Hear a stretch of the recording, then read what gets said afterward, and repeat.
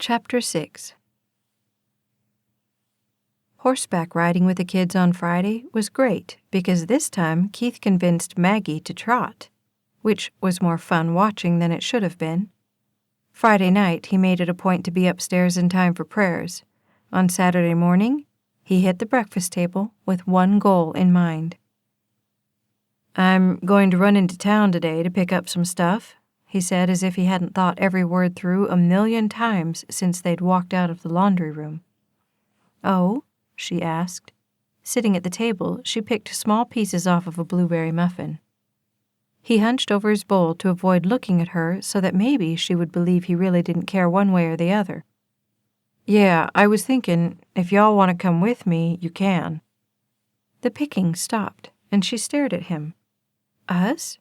Why would we go into town?" "Well, I needed to hit Walmart to get supplies for my place when I get banished there again on Tuesday." He shrugged to take the edge off that statement. "I thought you might want to go get some stuff for you. You know, clothes and stuff." She narrowed her eyes and then raised her eyebrows. "Yeah, like I have the money to do that." How he ever thought he could do this and be nonchalant about it, he didn't know. He swallowed the nervousness along with the Cheerios. "Well, I could loan you some until you get paid. I'm sure you'll be getting something by next Friday." "Yeah, like my pink slip." He started to protest, but when he looked at her, she smiled softly. It was obvious she was teasing as well as considering his offer, so he ducked his head over the bowl and let her alone with her thoughts. "Maybe I could get a few things," she said, but quickly added, "Not much, just a couple." The smile from his heart couldn't be stopped. Cool. He finished off the last of the Cheerios, stood, and grabbed his hat from the table. "I'll be up to pick you guys up about 12:30. "That'll work." She was gazing up at him, which had a way of short-circuiting his brain. "If you're sure you don't mind."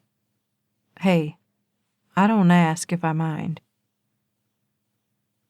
The more she thought about it, the more Maggie knew he was too good to be true. Stable, kind, generous.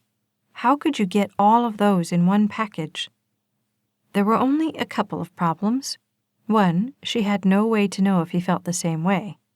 Two, maybe he was nice to everybody, and she was reading way too much into his kindness toward her. Three, and this was the biggest of all, by Tuesday morning, he would be a memory in the rearview mirror. This job was an eggshell crack away from disintegrating around her. She felt it every time that he wasn't around, and so it was comforting to have the promise of a whole afternoon in his company. Car seat standing sentinel on either side of her on the top step, she stood with Isabella in her arms and Peter peering out from behind her leg. For the 78th time, she checked her watch. He should have been here by now. If Patty Ann caught them out here with no better explanation than she had prepared, Tuesday might come a lot sooner than Tuesday. Relief poured through her when the shiny red Dodge Ram pickup pulled around the corner and up to the front. He hopped out and yanked the back door open. "Sorry I'm late. I had trouble with the water pump." Maggie picked up a car seat and started to him. He took it from her and she handed him the other as well. "Nothing serious, I hope." "Nah, the motor went out. Just took a little gerrymandering." At the pickup, he worked to put Isabella's seat in first, then went around to put in Peter's. "So, you ready for a trip into big old Pine Hill?" "I don't know. I haven't been outside these gates in what feels like forever." Keith smiled as they each strapped in a child. "Well then, by all means, we don't want you to feel like a prisoner." As she climbed into the pickup, Maggie had the feeling that she had never felt so free in her entire life. All the way into Pine Hill, which was only a 20-minute drive, the conversation sailed smoothly. She was so easy to be with, so easy to talk to, so spirited, but with a maturity and control Keith found fascinating. "So you were from where originally?" "Midland," she said, and she pulled one jean-clad leg up to her other. My dad worked for the city. My mom taught. Then, when I was 8, everything changed. You moved to Del Rio. She shook her head on his glance over. No, I went to Lubbock first. They had an opening. It was less than wonderful. Her soft laugh ripped his heart out. I was there for almost a year. Then I moved to Carlton for a while. That one wasn't much better, but I really liked the school there. The history stopped for a moment. Mrs. Baker. Man, I haven't thought of her in a long time. She really started me into the reading thing. I could just lose myself and everything else in the pages. It was something sane to do when everything was going crazy around me.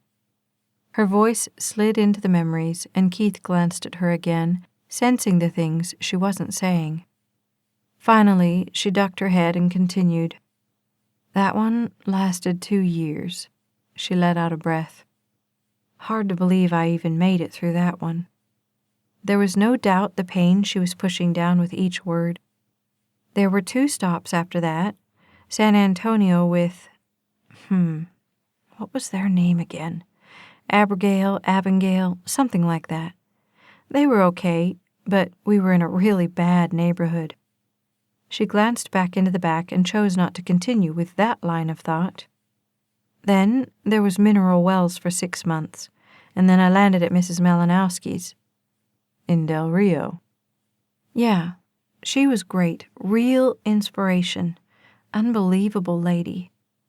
Maggie let out a long breath as her gaze drifted out the side window. I think she saved my life, to be honest with you. Sadness, fear, and hard-fought acceptance laced every memory. After a moment, he felt her gaze slide to his, and he glanced at her. She smiled.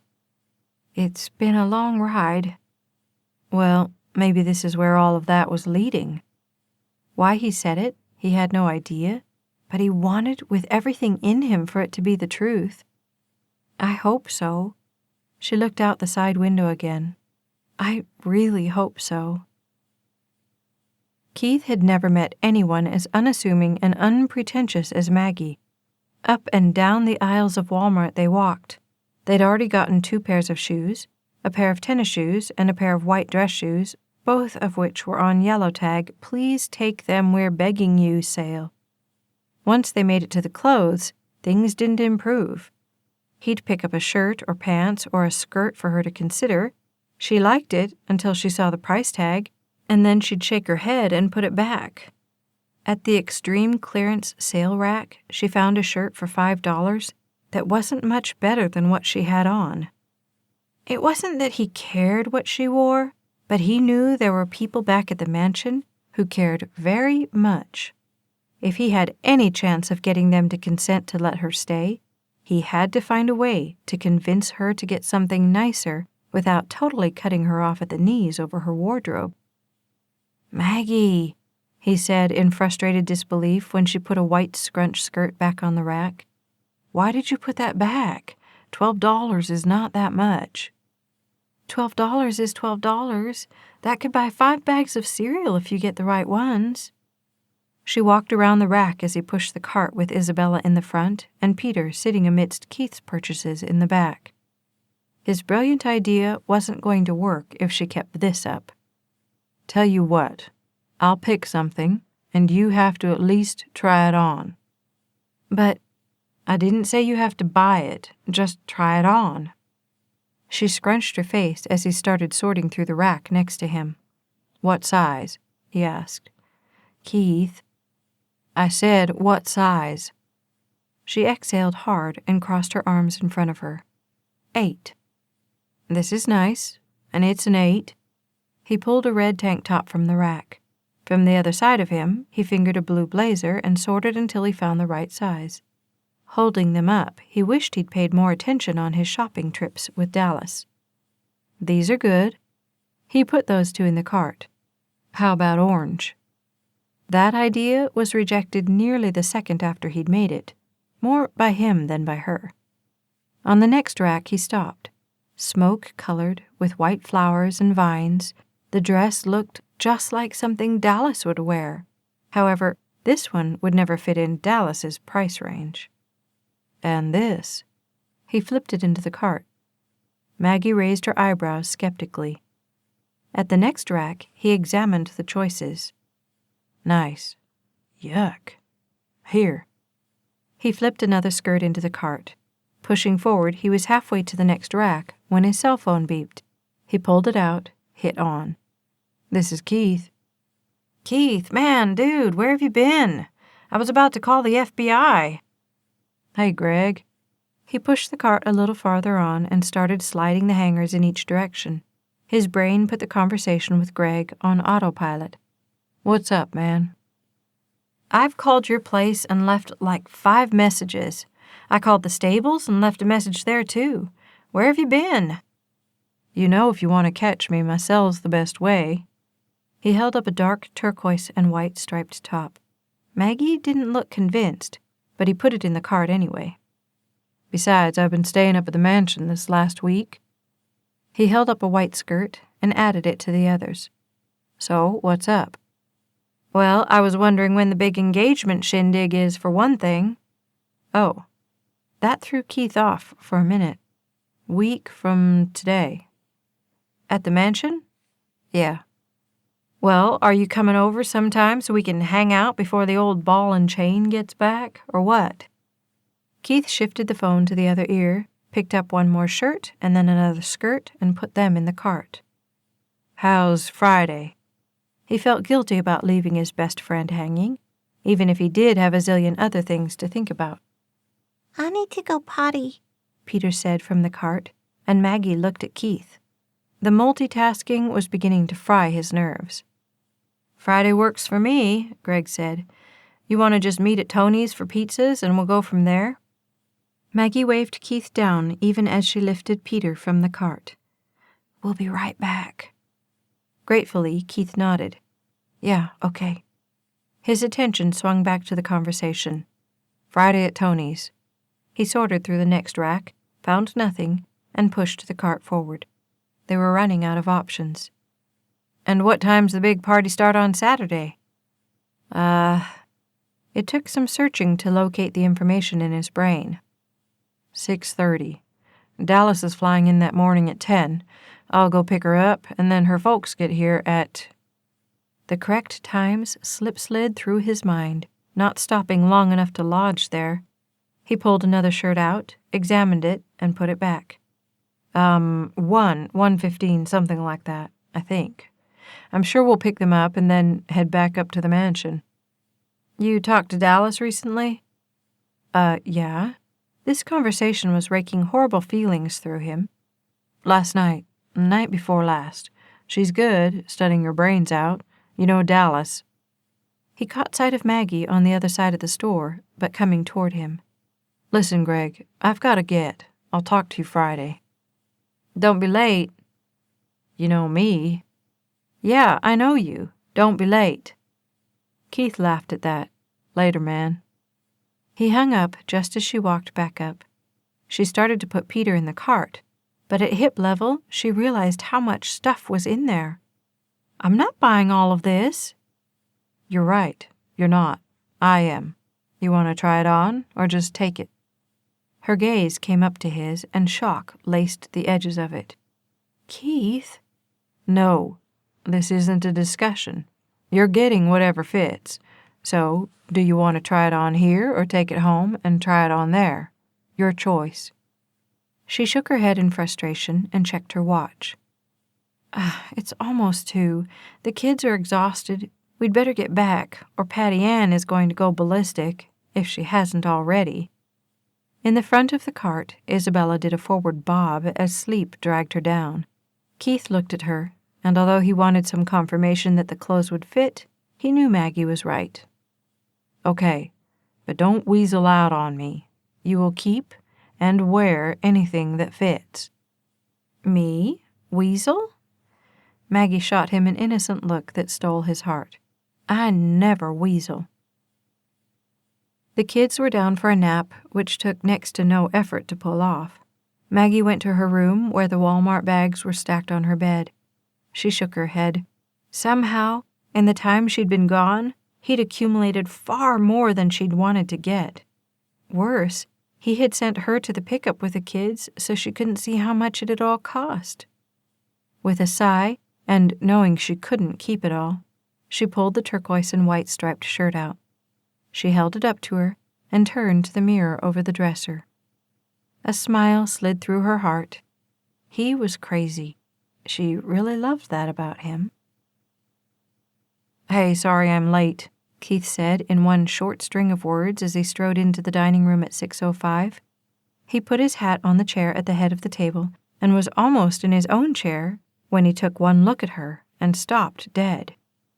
Wow. He tilted his head to the side and ran his gaze up and down her. Nice. Her smile was a mix of happiness and shyness. Like it? With her hair pulled up and back from her face, the white collar just over the first turquoise stripe set off her skin. Slowly, he lowered himself into the chair. "Are you kidding? They won't know who you are when they come back." "Eat, eat, eat!" Isabella knocked her hand on the high chair tray. The food was already on the table. "Did y'all already pray?" he asked, looking at Maggie, which wasn't exactly safe at this point. "We were waiting for you." His heart filled his chest. Well, there's a good excuse. He held out his hand across the table to her, and she took it. Taking Isabella's hand in hers, Maggie bent her head. "Dear Father, we thank you for this food and this time together again. Watch over us and be with us tonight and always. Amen." He loved hearing her pray, and it was getting harder and harder to not let his brain catalog everything else he was starting to love about her. "You don't go to church?" Keith asked later as he followed Maggie to her door after their few minutes on either side of Peter's bed. She pulled on his heart like a magnet, drawing him with her, making him want to stay with her, as crazy as that sounded. "Church?" The question turned her around. "Yeah, you know, big building with a steeple on it." Annoyance drifted over her. "I know what church is. Why are you asking?" He shrugged. "Just a question. You pray like you were born in church. I just thought, well, I wondered. Tomorrow is..." She lifted her chin in understanding. "You're wondering why I don't go on Sundays?" "No." Sheepishly, he glanced at her. "I was wondering if you were planning to go tomorrow." That thought wound through her eyes. "Well, I don't know. I don't really have a way to go unless I take my car, and I don't know how far I'd trust it. Besides, I can't just take the kids, and I can't leave the kids either. Something tells me Patty Ann would take a very dim view of that." He laughed. "Not to mention Inez." "Yeah, there's a comforting thought." She sighed. "I don't even know where the churches are around here, or what time they start." With one hand, she lifted the waves of hair out of her face. "But you'd go if that stuff wasn't a problem?" She anchored her arms over her middle. "Well, yeah, probably. But they are a problem." Keith's gaze took all of her in. The A-shirt, the tan pants, the gentle undulating waves over her soft, innocent face. He shouldn't make the offer, and yet not making it would kill him. They would only get this one chance, and as stupid as that was, he would never forgive himself if he didn't take it. "Tell you what, you get the kids ready and meet me out front at 9:30. Her eyebrows lowered. "The car seats are still in my truck." She shook her head, but he hated pleading on most occasions, but this time it felt more like the only way to keep her from saying no. "Please, Maggie, let me do this for you." She gazed at him. Why? His smile was barely there. "Because I want to, that's why."